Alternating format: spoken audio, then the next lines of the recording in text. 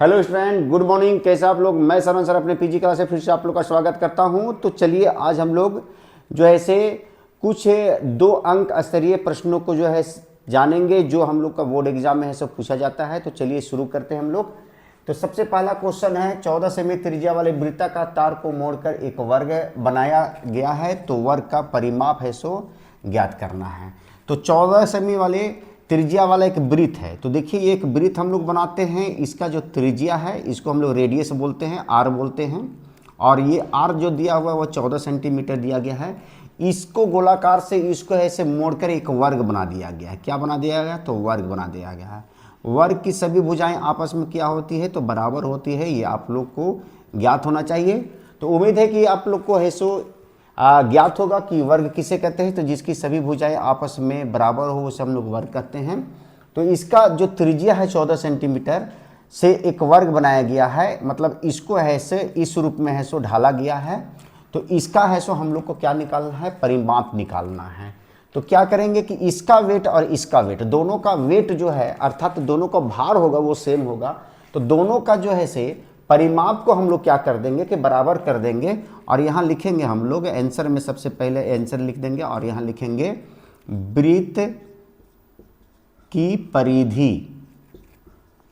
परिधि अर्थात इसका परिमाप वर्ग के परिमाप के बराबर हो जाएगा। वर्ग का परिमाप, परिमाप इसको परिधि बोलते हैं, इसको परिमाप बोलते हैं। दोनों है सो परिमापी कहलाता है, लेकिन वृत्त में इसका नाम परिधि दिया गया है और वर्ग में इसका नाम है सो परिमाप दिया गया है। अब देखिए वृत्त की परिधि होता है वो होता है 2πr, और वर्ग का जो परिमाप होता है 4 गुने भुजा अर्थात 4a इसको बोलते हैं हम लोग। 4 गुने भुजा भी आप हिंदी में लिख सकते हैं। अब देखिए यहाँ पर है सो 2 गुने पाई का मान होता है सो वो 22/7 होता है। और आर का जो वैल्यू दिया गया है कितना दिया गया है? 14 दिया गया है। 14 लिख देंगे और इधर है सो 4a दिया गया है। अब 7 से इसको काट देंगे, 2 बार में कट जाएगा। अब देखिए 22 दूनी की 44, 2 से 22 को गुणा 44 दूनी की कितना हो जाएगा? 88 हो जाएगा। और इधर हो जाएगा 4a। अब a का जब यदि हम लोग वैल्यू निकाल देंगे तो a बराबर क्या हो जाएगा? 88 बट्टा कितना हो जाएगा? 4 हो जाएगा। 88/4 हो गया। तो 4 से इसको काट दिए, 4 दूनी 8, 4 दूनी 8। तो a का जो है सो मान कितना निकल गया? 22 सेंटीमीटर। अब इसका क्या पूछ रहा है? परिमाप पूछ रहा है। भुजा पूछता तो हम लोग भुजा इतना ही आंसर लिख देते, लेकिन परिमाप पूछ रहा है तो लिख देंगे वर्ग का परिमाप। वर्ग का परिमाप, तो वर्ग का परिमाप देखिए हम लोग यहाँ भी ऐसो लिखे हैं 4a, 4 गुने भुजा 4a। तो 4 गुने a का वैल्यू कितना आया है? 22 आया है। तो 22 चौक 88 सेंटीमीटर, यही हम लोग का है सो आंसर है सो निकल के आ गया। तो उम्मीद है कि आप लोग को सर्कल से संबंधित पहले प्रश्न का जो हल है सो पूर्ण रूप से समझ में आ गया होगा। तो यदि बच्चों आप लोग को यह पूर्ण रूप से समझ में आ गया तो मेरे लिए एक लाइक कर दे और शेयर कर दे। जो बच्चे पहली बार मेरी इस वीडियो को देख रहे हैं सबसे पहले मेरे चैनल को सब्सक्राइब करें और बेल बटन दबाना ना भूलें, ताकि आने वाले नोटिफिकेशन अर्थात आने वाला मेरा वीडियो समय से आप लोग को मिल सके और आप बोर्ड एग्जाम में एक भी प्रश्न को ना छोड़े और 99% लाने का उम्मीद रखें। चलिए अगला प्रश्न हम लोग जो है से देखते हैं। तो सबसे पहले इसको हम लोग ऐसे क्लीन कर लेते हैं।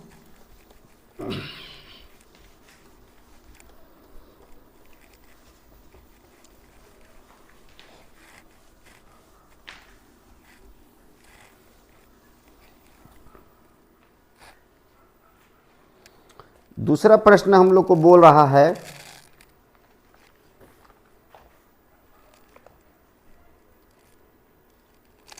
यदि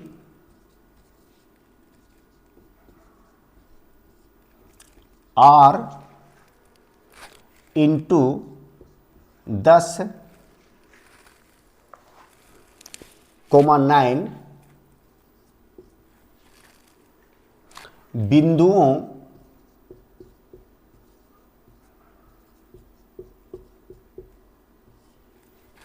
बिंदुओं 6, 5 एवं 6, 5 a इंटू 6, 5 a इंटू 6, 5 और b इंटू 14, को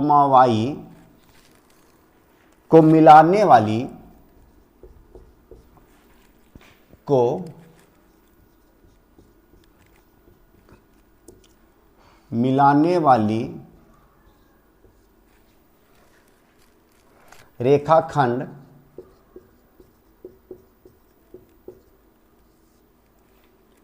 AB का मध्य बिंदु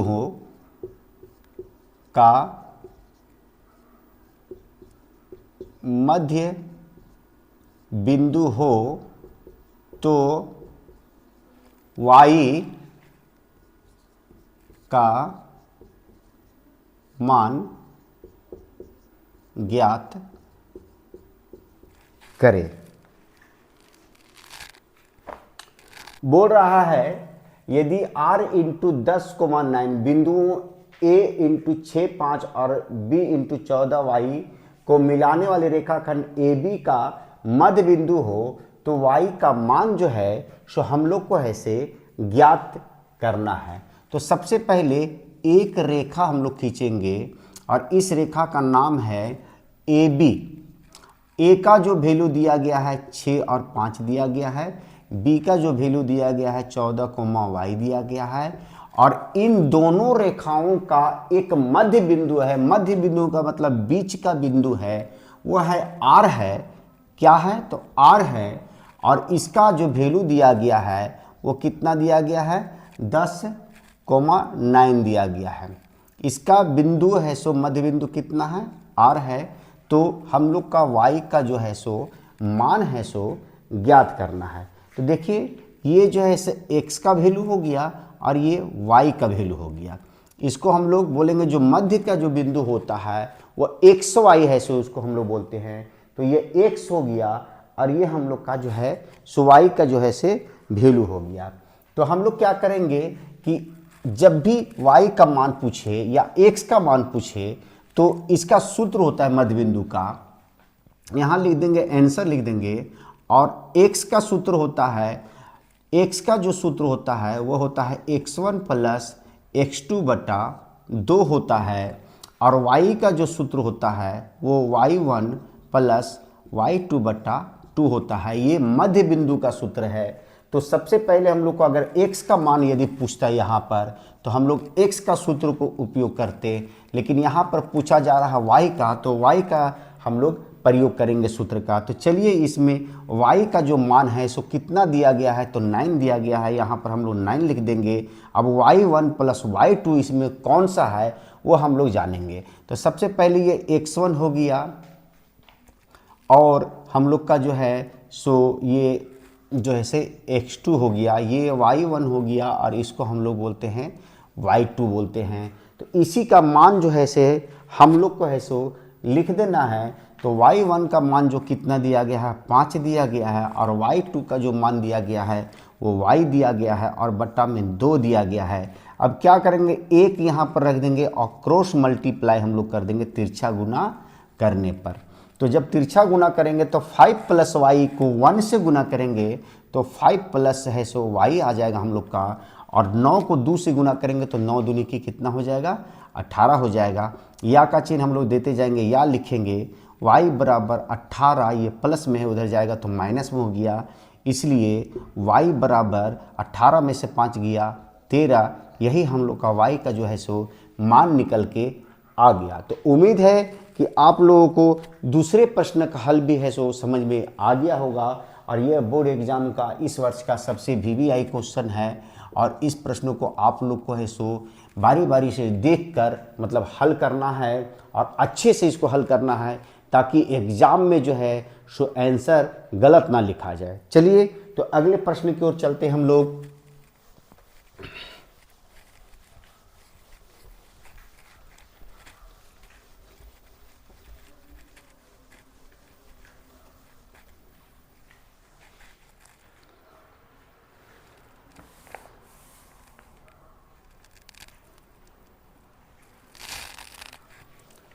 तीसरा प्रश्न बोल रहा है यदि लंबवत यदि लंबवत स्तंभ की ऊंचाई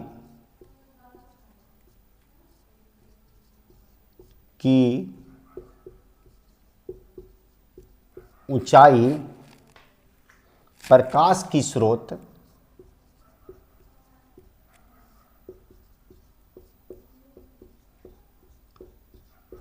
की स्रोत से 60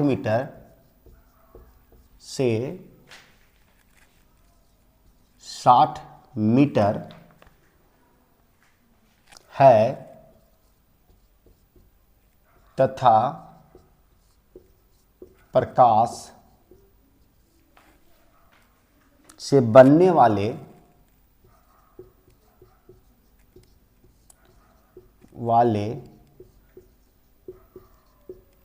छाया की लंबाई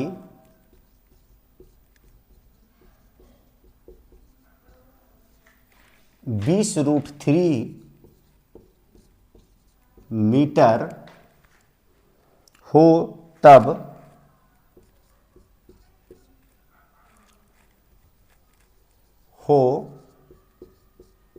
तो स्तंभ की ऊंचाई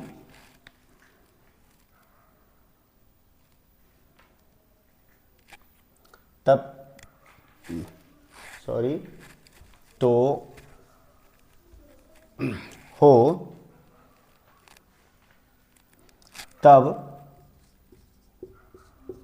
स्तंभ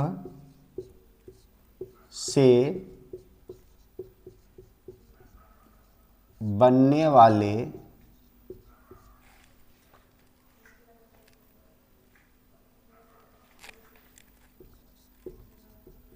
प्रकाश का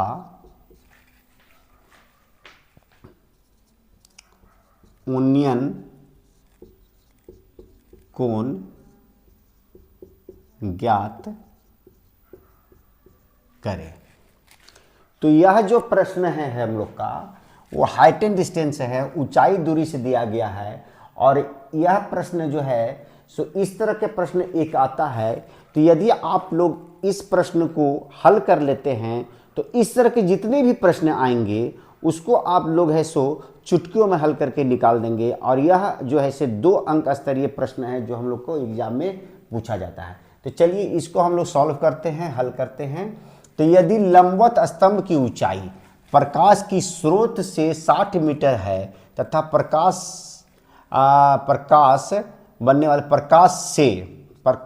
से बनने वाले छाया की लंबाई 20√3 मीटर हो तब स्तंभ से बनने वाले प्रकाश का यूनियन कोण ज्ञात करें। तो सबसे पहले हम लोग क्या करेंगे, स्तंभ बनाएंगे। स्तंभ का मतलब होता है ये हम लोग का ये कोई भी चीज़ जो खड़ा हो उसको स्तंभ बोलते हैं। जैसे आपका जो है सो मीनार हो गया, एक स्तंभ मान लेंगे, या एक जो है से खंबा हो गया उसको स्तंभ मान लेंगे। तो खंबा जब भी खड़ा रहेगा वह पृथ्वी पर रहेगा और मीनार जब भी खड़ा रहेगा वह पृथ्वी पर। अब देखिए यहाँ एक प्रकाश है, ये मान लीजिए सूर्य का प्रकाश जो है सो जा रहा है। तो ये प्रकाश जो है से जब छाया जो है से इस स्तंभ का जो छाया बन रहा है वो है से ये बन रहा है छाया। जैसे मान लीजिए कि हम लोग जो है इस साइड में खड़े हैं और उधर से प्रकाश मारा है तो हम लोग का पीछे छाया बनेगा। यदि इस ओर से प्रकाश आ रही है तो हम लोग का छाया है सो पीछे की ओर बनेगा। तो इसका जो है छाया है सो भूमि पर बन रहा है। तो ये छाया की जो लंबाई है वो कितना दिया गया है, 20√3 दिया गया है, 20√3 मीटर दिया गया है। और स्तंभ की जो ऊंचाई दिया गया है वो कितना दिया गया है, 60 मीटर दिया गया है। तो इससे बनने वाले सूर्य से नीचे की ओर बनने वाले उन्नयन कोण, अर्थात इसको हम लोग कोण बोलेंगे, इसको थीटा से सूचित करेंगे। इसका नाम दे दीजिए ए बी अक्ष सी। तो उन्नयन कोण हम लोग सबसे पहले जानेंगे कि जब ऊपर से मतलब शिखर से जब नीचे की ओर देखेंगे, जैसे हम लोग जो ऐसे जैसे मैं आप लोग को देख रहा हूँ या नीचे ज़मीन पर देख रहा हूँ, तो हमसे बनने वाला जो कोण है वो नीचे ज़मीन पर कितना डिग्री का होगा वो हम लोग को बताना है। तो सूर्य का जो प्रकाश से जो जा रहा है ज़मीन पर, तो इससे कितना डिग्री का कोण बनेगा ये हम लोग को ज्ञात करना है। तो सबसे पहले इसको हम लोग पी बोलते हैं, लंब बोलते हैं, और इसको हम लोग आधार बोलते हैं। ये हम लोग है सो त्रिकोणमिति में है सो जान चुके हैं। जो हम लोग का ऐसो बुक में दिया गया है, साइन थीटा कॉस थीटा। तो यहाँ पर देखिए P बटा बी किसका सूत्र होता है, तो चलिए आप लोग बताइए सबसे पहले। तो P बटा बी जो सूत्र होता है वो टेन थीटा का होता है, तो हम लोग लिखेंगे टेन थीटा बराबर, तो टेन थीटा का सूत्र होता है P बटा बी होता है। अब यहाँ लिखेंगे टेन थीटा, और P का जो मान दिया गया कितना दिया गया है, तो 60 दिया गया है अर्थात, और B का जो मान है वो कितना दिया गया है, 20√3 दिया गया है। कितना दिया गया है, 20√3 दिया गया। अब इसको हम लोग क्या करेंगे कि इसको काट दीजिए, 20 तिया 60 हो गया। अब यहाँ पर लिखेंगे टेन थीटा बराबर 3/√3।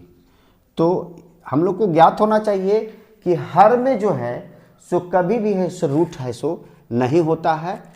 जब भी है से हर हो वो अंक में होना चाहिए, तो या रूट में है तो इसको क्या करेंगे, हरों का परिमेयकरण कर देंगे, √3 से ऊपर नीचे हम लोग गुना कर देंगे। तो जब इसको हम लोग गुना करेंगे तो टेन थीटा बराबर आ जाएगा हम लोग का, कितना आ जाएगा, 3√3 हो जाएगा। और √3 गुना करेंगे तो √9 आएगा, और √9 का वर्गमूल कितना होता है, तो 3 होता है।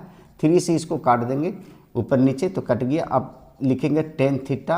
अब √3 जो है इसे देखेंगे टेन थीटा में किसका मान होता है, तो √3 जो मान होता है वो टेन 60 डिग्री का होता है। किसका होता है, 60 डिग्री का।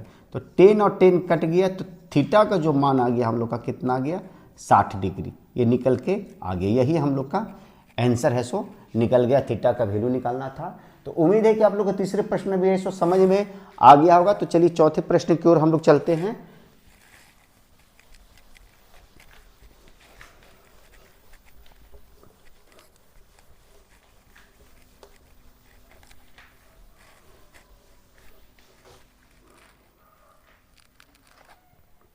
चौथा प्रश्न हम लोग बोला, यदि किसी घन के विकर्ण की लंबाई, यदि किसी घन की विकर्ण की लंबाई 8√3 सेमी हो है, तो इसके संपूर्ण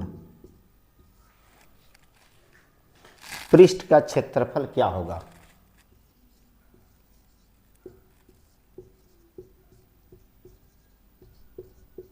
क्षेत्रफल क्या होगा।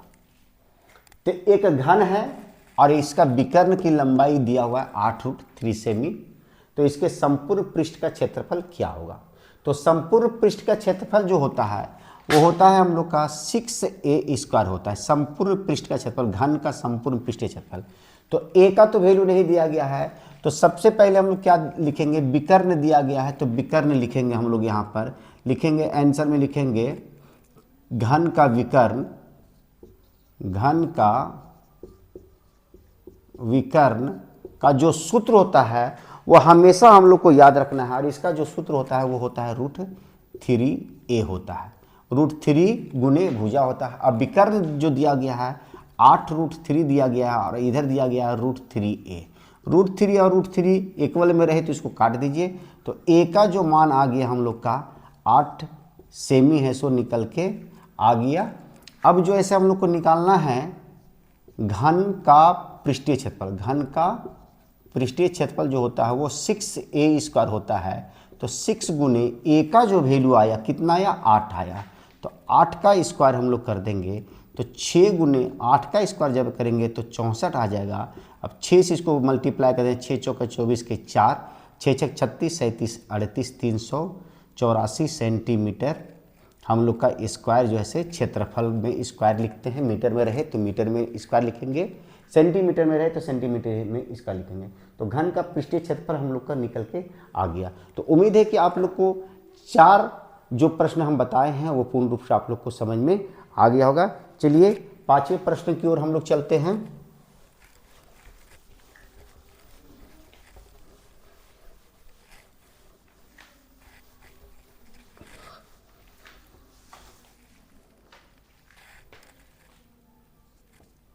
पांचवा प्रश्न है,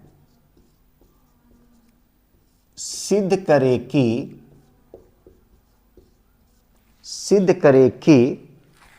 3√3 एक अपरिमेय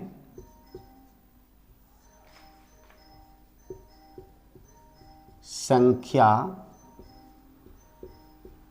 है। ये बहुत ही VVI क्वेश्चन है। इसमें 3√3 दिया गया है, हो सकता है √2 दे, √3 दे, √5 दे, कुछ भी दे सकता है इसमें। तो हम लोग को सिद्ध करके लाना है कि यह एक जो है सो अपरिमेय संख्या है, इरेशनल नंबर है, रेशनल नंबर नहीं, इरेशनल नंबर है। तो सबसे पहले हम लोग क्या करेंगे कि हम लोग जो है इसे मानेंगे, सबसे पहले माना कि 3√3 एक परिमेय संख्या है, परिमेय संख्या है। इतना मान लेंगे। हम लोग को सिद्ध करना है परिमेय, लेकिन मानना है हम लोग को परिमेय। अब लिखेंगे, या का चिन्ह दे देंगे और लिखेंगे 3√3 बराबर दे लिखेंगे P/Q। अब जो P/Q लिखे हैं ये क्या है, तो यहाँ लिखेंगे जहाँ P/Q एक पूर्णांक संख्या है, पूर्णांक संख्या है, लिख दिए। अब जो ऐसे लिखेंगे दोनों तरफ वर्ग करने पर, दोनों तरफ, चलिए वर्ग को हटाते हैं और दूसरा विधि से हम आप लोग को बताते हैं। वर्ग वाला में थोड़ा सा अधिक है सो लॉन्ग जाएगा, तो हम लोग इसको शॉर्ट ट्रिक से हल करेंगे। √3 बराबर लिखेंगे P। अब ये 3 जो है ऐसे यहाँ पर है सो बटा में चला जाएगा 3Q। देखिए यहाँ पर गुणाम है तो नीचे भाग में चला गया। अब यहाँ लिख दे बराबर। अब लिखेंगे यहाँ पर चूँकि P/3Q बराबर परिमेय संख्या, क्या लिखेंगे, परिमेय संख्या, कोष्ठ में लिख देंगे परिमेय संख्या। कैसे, तो P/Q के रूप में है ये, इसलिए इसके साथ √3 था, इसलिए √3 भी परिमेय संख्या। √3 इसके साथ जो है सो देखिए यहाँ पर ज्वाइंट में है, इसलिए √3 भी इसको हम लोग क्या मान लेंगे, परिमेय संख्या। लेकिन ये क्या हो जाएगा, विरोधाभास हो जाएगा। विरोधाभास, विरोधाभास का मतलब हो गया नियम के विरुद्ध हो गया कि जब 3√3 जो है सो जब P/3Q जो है परिमेय संख्या आ गया, तो √3 भी जो हम लोग परिमेय संख्या लिखे हैं ये नियम के विरुद्ध लिख दिया, अर्थात हम लोग गलत लिख दिए हैं। तो यह नियम जो है इसे गलत हो गया। तो हम लोग लिखेंगे अतः हमारी मान्यता गलत है। इतना लिखने के बाद हम लोग को लिखना है कि अतः हमारी मान्यता क्या है, गलत है। इसलिए 3√3 एक अपरिमेय संख्या है। इतना लिखने के बाद हम लोग लिख देंगे प्रूव्ड, अर्थात ये सिद्ध हो गया। तो उम्मीद है कि आप लोग के 5 प्रश्न का हल भी है सो पूर्ण रूप से समझ में आ गया होगा। और यह प्रश्न हम लोग का जो है से VVI प्रश्न है, इसमें आप लोग को हल करना है। इस तरह के जब भी प्रश्न देंगे 3√3 हो या 6√3 हो या 5√3 हो, तो इसी तरह से इसको हल करना है। तो चलिए अगले प्रश्न की ओर हम लोग चलते हैं और जानते हैं कि आगे है सो कौन सा प्रश्न हम लोग को पूछा जाता है।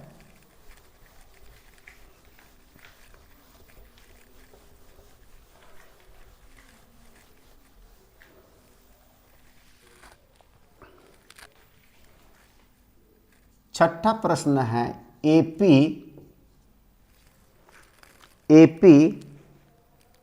11/8/52 AP 11/8/52 ...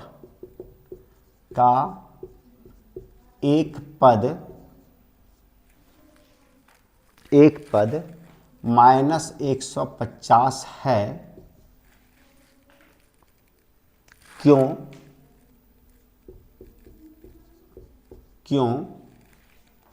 हल करें, हल करें।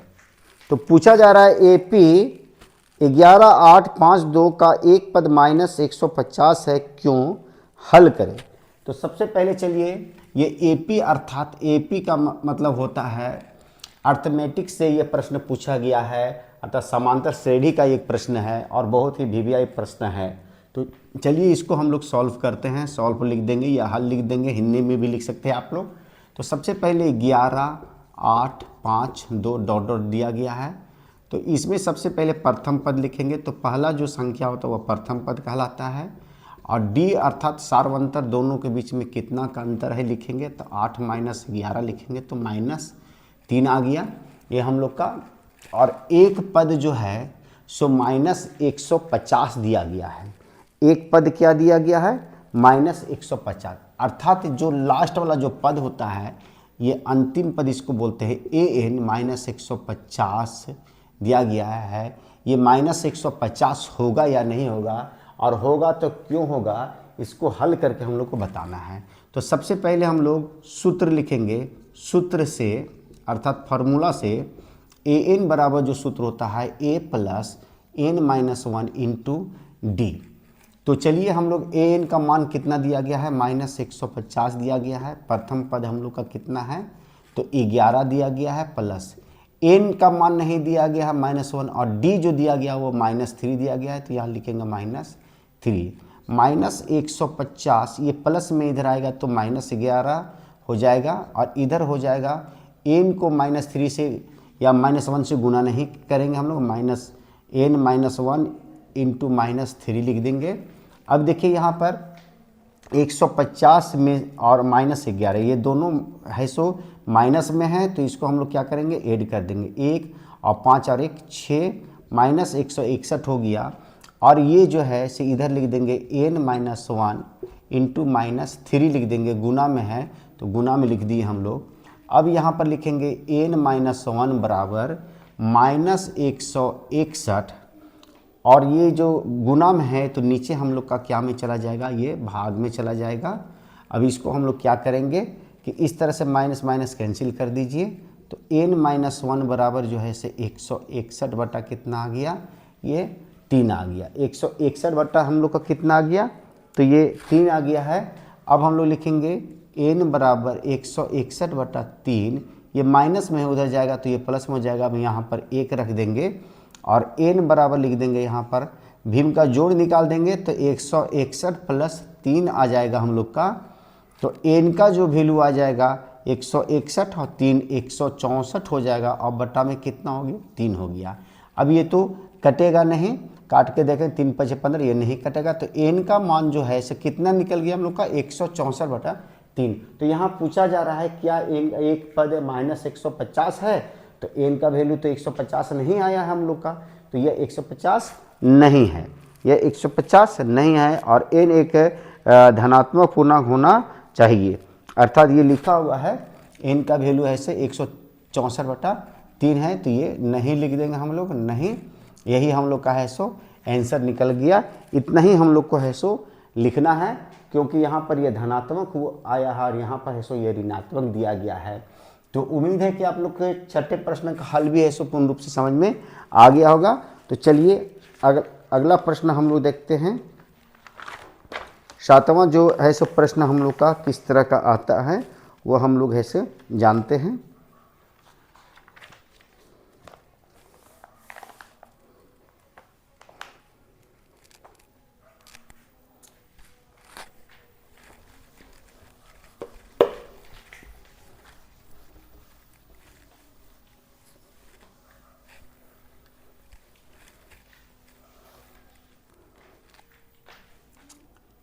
सातवां प्रश्न है,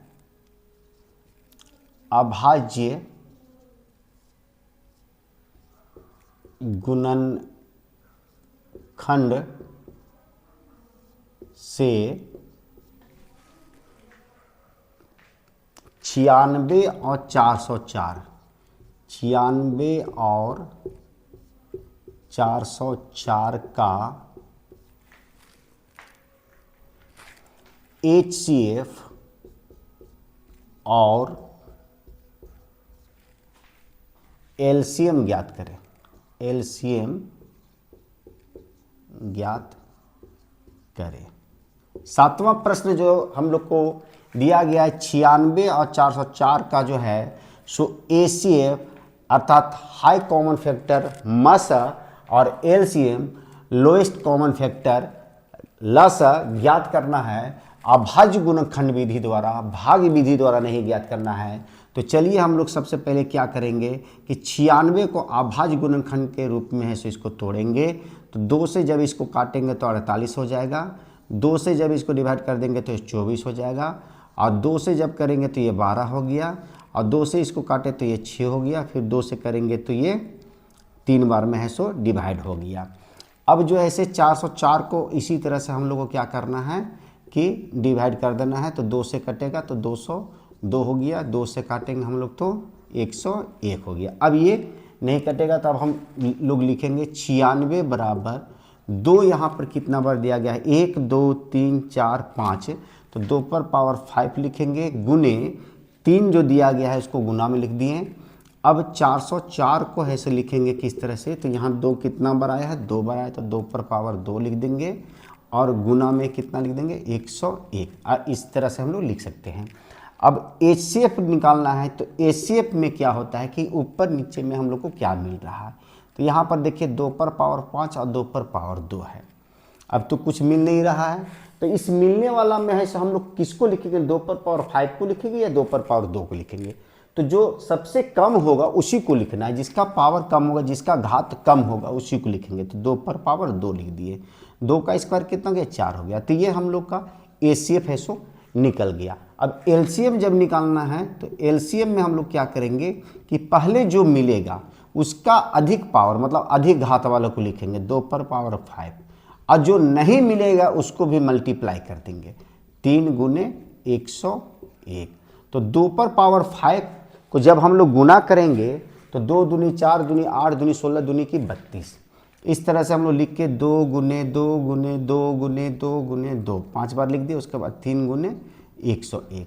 अब ये सारे को अगर हम लोग गुना कर देते हैं तो गुना करने के बाद जो हम लोग को आ जाएगा वो आ जाएगा 96 और 96 आ जाएगा। कितना आ जाएगा 96 और 96। यही हम लोग का है सो LCM भी निकल के आ गया। तो उम्मीद है कि आप लोग को 7वें प्रश्न का हल भी जो है सो अभाज्य गुणनखंड के विधि के द्वारा HCF और LCM कैसे ज्ञात करते हैं वो आप लोग को समझ में आ गया होगा।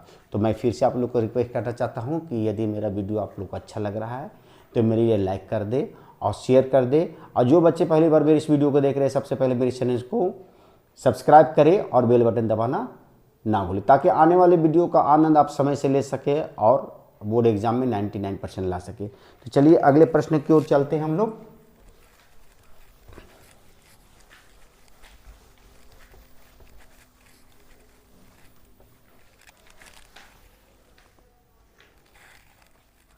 आठवां जो प्रश्न हम लोग को जो दिया गया है 6x² -3 -7x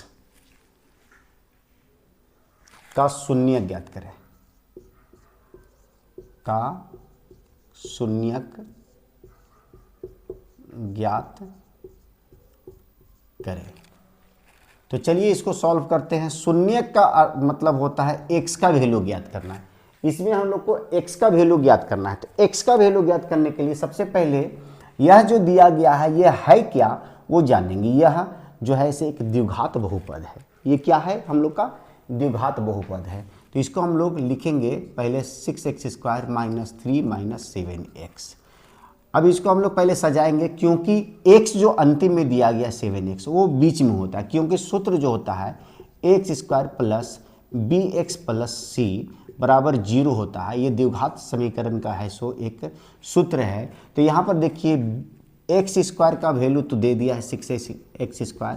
अब bx जो है सो अंतिम में कर दिया है, तो -7x हम लोग इसको पहले लिख देंगे और इसको बाद में लिख देंगे, बराबर 0 दे देंगे।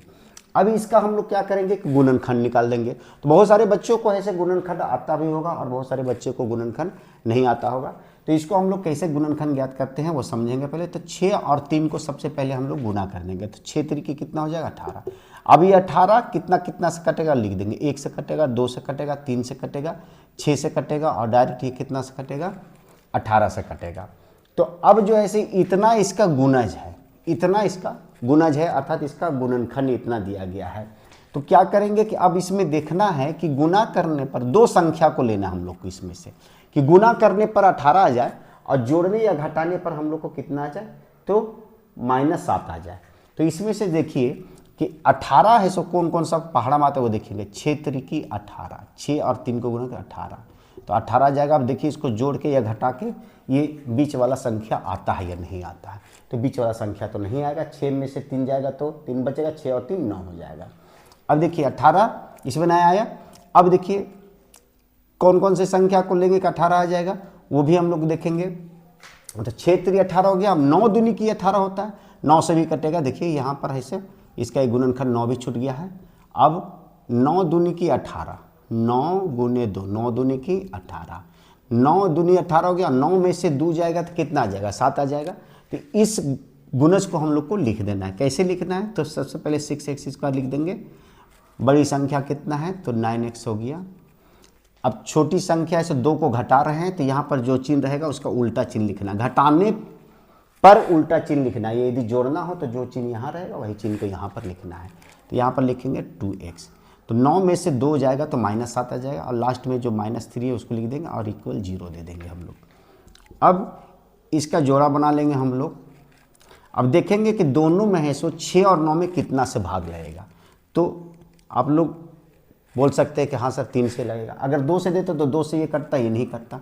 3 से दोनों कटेगा, 3 दूनी 6 और 3 तिहाई 9, तो 3 निकाल दिया। अब देखिए x पर पावर 2 है, यहाँ पर x है, तो जो कम पावर वाला रहेगा उसको निकाल दिए, x 1 निकाल दिया हम लोग। तो अब इसको इसमें भाग देंगे तो 3 दूनी की 6 2 बार में कटेगा, 1x तो 1x हट गया तो x हो गया। तो देखिए 3 दूनी की 6x² आ जाएगा हम लोग का माइनस 9 को 3 से भाग देंगे तो 3 तिहाई 9, x और x कैंसिल हो गया।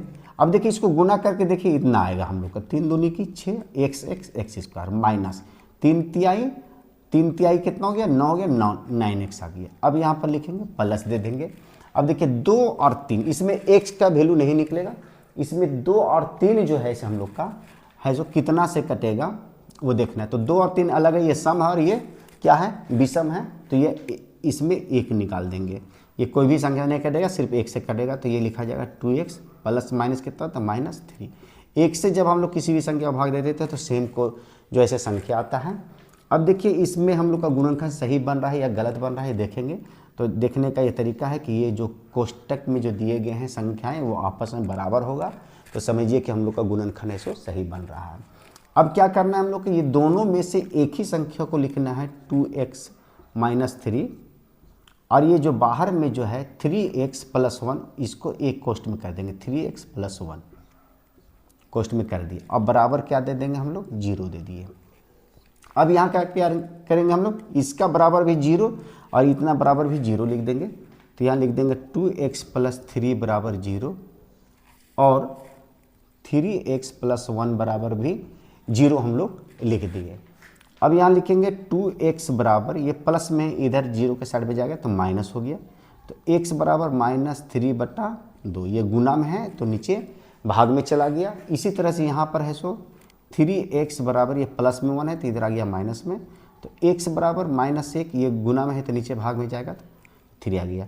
इसलिए x का जो शून्य निकल गया, वैल्यू निकल गया वो -3/2 और -1/3, यही दोनों है सो हम लोग का आंसर है सो निकल के आ गया। शून्य इसी तरह से निकालते हैं। और एक प्रश्न हम लोग को 100% है सो एग्जाम में पूछा जाता है, ये प्रश्न आए चाहे नहीं आए, आप लोग को इस तरह के बहुत सारे प्रश्न ऐसा है कि जिसमें है सो जैसे t² -15 है, इसका भी शून्य निकालने के लिए बोलेगा तो इसमें t का वैल्यू जो निकालेगा वही इसका शून्य होगा। जिसका शून्य निकालना हो उसका जो है ऐसे यहाँ पर जो है दिया हुआ रहेगा इंग्लिश वर्ड में, जैसे x² दिया हुआ है तो x का वैल्यू निकाले, t² दिया तो इसमें t का वैल्यू निकालेंगे। इस प्रकार से x² - 3 का भी देगा तो x का वैल्यू निकालेंगे इसमें हम लोग का। तो इस तरह से इसका शून्य आता है हम लोग को निकालने के लिए। तो 8वें प्रश्न को हम लोग हल कर चुके हैं। अब चलिए 9 प्रश्न की ओर चलते हैं।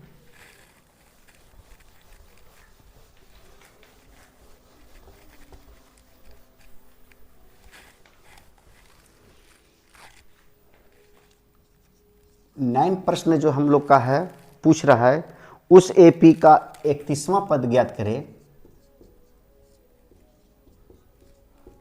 एपी का 31वां पद ज्ञात करें जिसका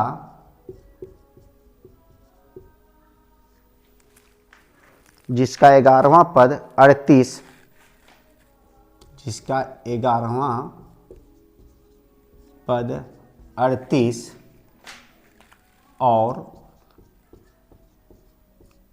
16वां पद 73 है।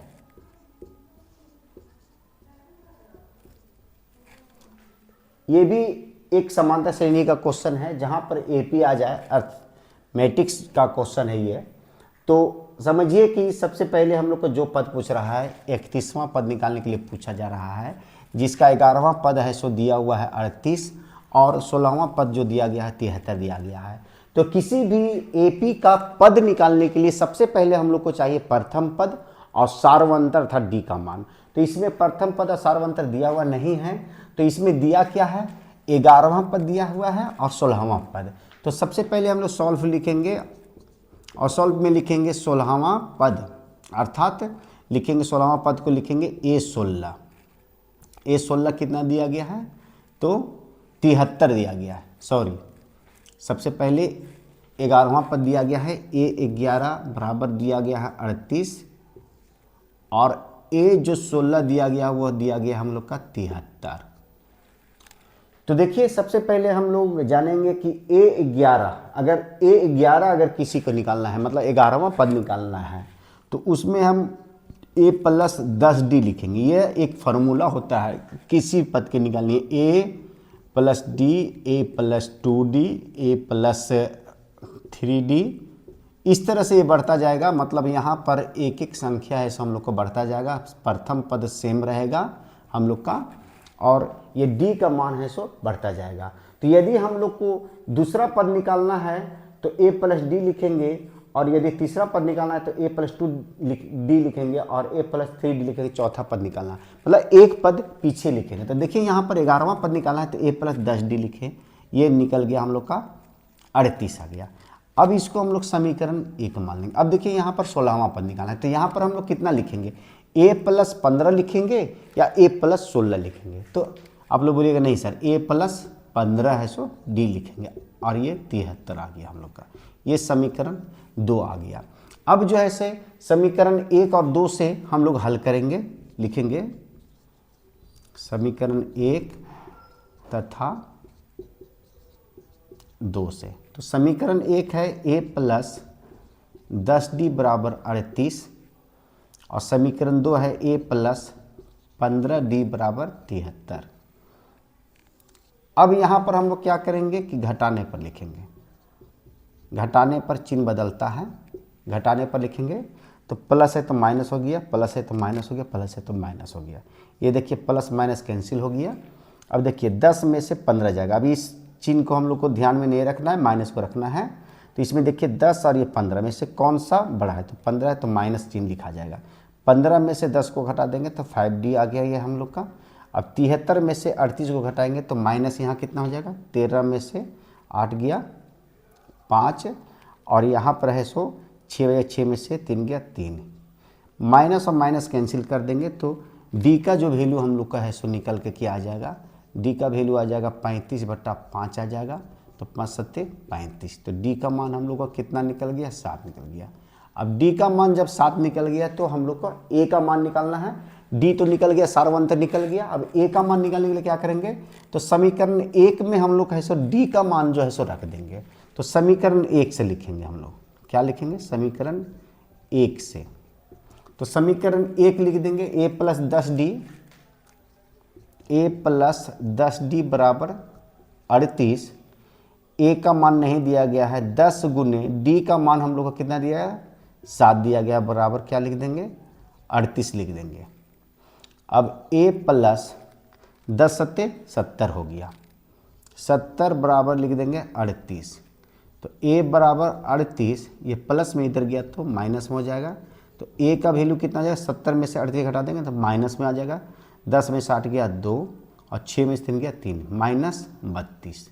तो ए का मान हम लोग का निकल गया कितना, -32 निकल गया। और डी का मान कितना निकल गया हम लोग का, तो डी का मान 7 निकल गया और ए का मान -32 निकल गया। अब हम लोग को निकालना क्या है, तो 31वां पद निकालना है। तो ए का मान हम लोग का निकल गया, कितना निकल गया है, तो -32 निकल गया है। और डी का मान जो निकल गया है वो कितना निकल के आ गया है, तो हम लोग का 7 आ गया है। अब ए 31 पूछ रहा है। अब चलिए फटाफट बताइए, ए 31 पद निकालना है तो हम लोग यहाँ पर क्या लिखेंगे, तो ए तो रहेगा, बोलिएगा सर ए तो रहेगा। अब 31 निकालना है तो एक कम लिखेंगे, 30 डी लिख देंगे। अब ए का वैल्यू कितना दिया गया, -32 दिया गया है, प्लस 30 गुने डी का जो मान कितना है, 7 दिया गया है। तो -32 प्लस यहाँ पर दिया गया है, तो यहाँ पर प्लस लिख दिए हम लोग। अब इसको गुना करेंगे तो 7 मतलब 210, 30 सत्ते गुना करेंगे तो 210 आ जाएगा। अब ये माइनस में प्लस में, तो बड़ा प्लस का है तो 210 में 32 को घटा देंगे। 10 में से 2 गया 8, 10 में से 3 गया 7, अर्थात 178 है सो हम लोग का 31वां पद है सो निकल के आ गया। तो 9 प्रश्न का जो है से हल जो है सो उम्मीद है कि आप लोग को समझ में आ गया होगा। चलिए 10वें प्रश्न की ओर चलते हम लोग।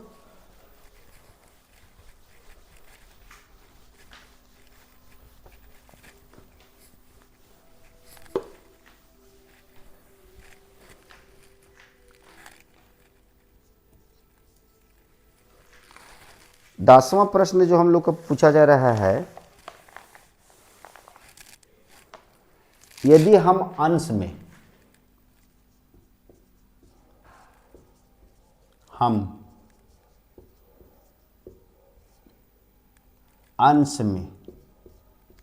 एक जोड़ दे,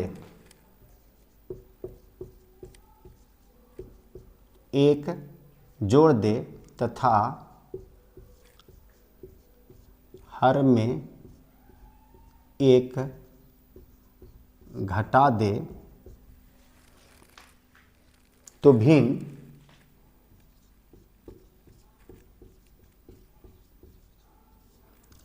एक हो जाता है।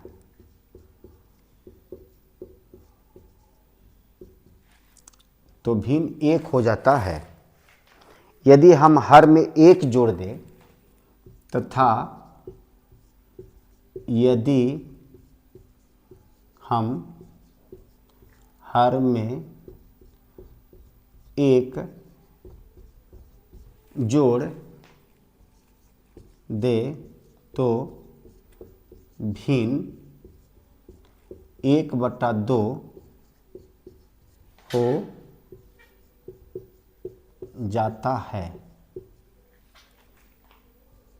भिन्न ज्ञात करें। भिन्न ज्ञात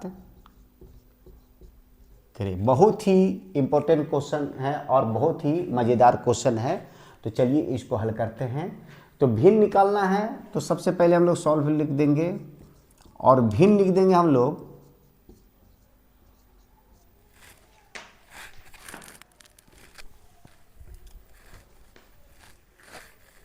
लिखेंगे, माना कि भिन्न बराबर x/y। डायरेक्ट लिखेंगे x/y। इसको अंश बोलते हैं, इसको हर बोलते हैं, हम लोग को याद रखना है। अब बोल रहा है प्रश्न से, प्रश्न में जैसे जैसे बोलेगा उसी तरह लिखेंगे। बोल रहा है कि जो भिन्न आप माने हैं अंश में एक जोड़ दीजिए, तो अंश में एक जोड़ देंगे और हर में एक घटा दीजिए, हर में एक घटा दे तो यह भिन्न जो है से एक प्राप्त हो जाएगा। बराबर कितना प्राप्त होगा, एक प्राप्त होगा। अब इसको क्या करें, एक से क्रॉस मल्टीप्लाई कर देंगे हम लोग। तो x + 1 को 1 से गुना करेंगे तो x + 1 हो गया और y माइनस वन को 1 से गुना करेंगे तो y माइनस वन हो गया। यहाँ लिख देंगे x, ये प्लस में है तो इधर y आएगा तो माइनस हो गया, उधर माइनस वन है, ये प्लस में है तो इधर जाएगा तो माइनस वन हो गया। तो x माइनस वाई का जो है मान कितना गया, -1 -1 -2। इसको समीकरण 1 हम लोग मान लेंगे। समीकरण 1 मान लिए, फिर से लिखेंगे पुनः प्रश्न से, पुनः प्रश्न से। अब बोल रहा है यहाँ तक तो हो गया, तथा यदि हम हर में 1 जोड़ दें, जो भिन्न फिर माने हैं उसको लिख दीजिए। अब बोल रहा है कि हर में 1 जोड़ दे तो यह भिन्न 1/2 हो जाता है। अंश में कुछ नहीं करने के लिए बोल रहा है, सिर्फ बोल रहा है कि हर में 1 जोड़ दे तो यह भिन्न 1/2 हो जाएगा। अब इसको क्रॉस मल्टीप्लाई कर देंगे हम लोग। x को 2 से गुना करेंगे 2x हो जाएगा, और y + 1 को 1 से गुना करेंगे तो y + 1 हो गया। 2x ये प्लस में इधर आया तो माइनस में इधर 1 बच गया। ये समीकरण 2 हो गया। ये समीकरण 1 और 2 हम लोग को निकल के आ गया। अब समीकरण 1 और 2 से हम लोग क्या करेंगे कि x और y का मान जो है से निकालेंगे। तो आप लोग जो है से बहुत सारे विधि पढ़े होंगे। एक निराकरण होता है, एक प्रतिस्थापन विधि होता है, और जो है सो ग्राफीय विधि होता है, और ब्रजगुणन विधि होता है, जिसमें x और y का मान निकालने के लिए आप लोग सीखे होंगे। उसी तरह से हम लोग इसमें है सो x और y का मान निकालेंगे। तो लिखेंगे समीकरण 1 तथा 2 से, समीकरण 1 तथा 2 से। तो समीकरण 1 को उतार दीजिए। ये देखिए समीकरण 1 हम लोग का है, x माइनस वाई बराबर यहाँ 2 दिया गया है, और उसमें दिया गया है 2x माइनस वाई बराबर 1 दिया गया है। अब क्या करेंगे कि इस समीकरण 1 और इस समीकरण 2 यहाँ पर लिखेंगे घटाने पर, घटाने पर चिन्ह बदलता है। प्लस है तो माइनस हो गया, माइनस है तो प्लस हो गया, प्लस है तो माइनस हो गया। देखिए ये माइनस और ये प्लस कैंसिल हो गया। अब 2x में से 1x चला जाएगा तो बोलिएगा -x बचेगा सर, क्योंकि बड़ा तो 2x है। अब इधर कितना हो गया, -1 में से 2 जाएगा, अर्थात 2 में से गया तो 1, तो x का वैल्यू निकल गया हम लोग का। कितना निकल के आ गया ये देखेंगे।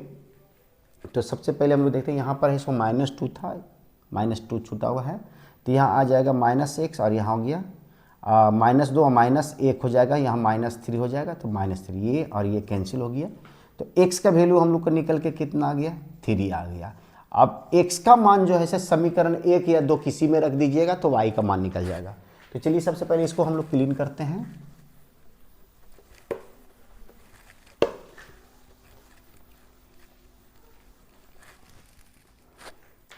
अब लिखेंगे x का मान समीकरण 1 में रखने पर। तो समीकरण 1 जो हम लोग का आया था वो कितना आया था हम लोग का,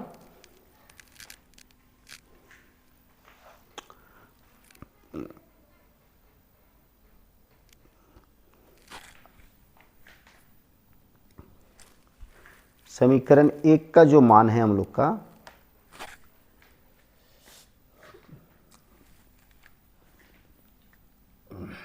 आया था हम लोग का x माइनस वाई बराबर -2 आया था। अब x का जो वैल्यू निकाले थे हम लोग, कितना निकाले, 3 माइनस वाई बराबर -2, तो माइनस वाई बराबर -2। एक बार देख लेते हैं हम लोग x का वैल्यू कितना निकला था, x + 1 और x - 1 y - 1 बराबर कितना था, ये 1 था। तो x + 1 और y - 1, तो x - y बराबर -2 आया था, x - y बराबर -2 आया था। अब x का जो वैल्यू निकला हम लोग का वो कितना निकला हुआ था हम लोग का,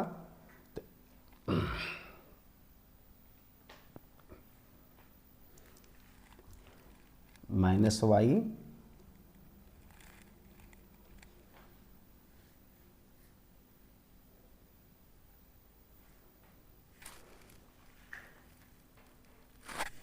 x का वैल्यू हम लोग का 3 निकला था, और जो y का जो वैल्यू है हम लोग का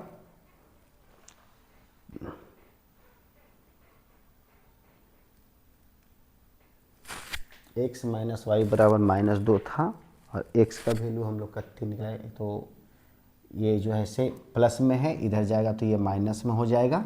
माइनस वाई बराबर -5 हो गया, माइनस माइनस कैंसिल हो गया, तो y का मान हम लोग का 5 आ गया। अब भिन्न कितना माने थे हम लोग, तो भिन्न माने थे x बटा वाई, तो x का मान हम लोग का कितना आ गया था, तो x का मान 3 आ गया था और y का मान कितना आ गया, 5 आ गया। तो 3/5 यही हम लोग का भिन्न है सो निकल के आ गया।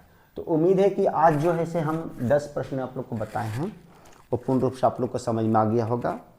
तो यदि आप लोग को ये समझ में आ गया तो आप लोग इसे समय समय से देखें और रिवाइज करें, और इस प्रश्न से बाहर एक भी प्रश्न आप लोग को आने वाला नहीं है। तो चलिए फिर मिलते हैं नए वीडियो के साथ, तब तक के लिए have a nice day, take care.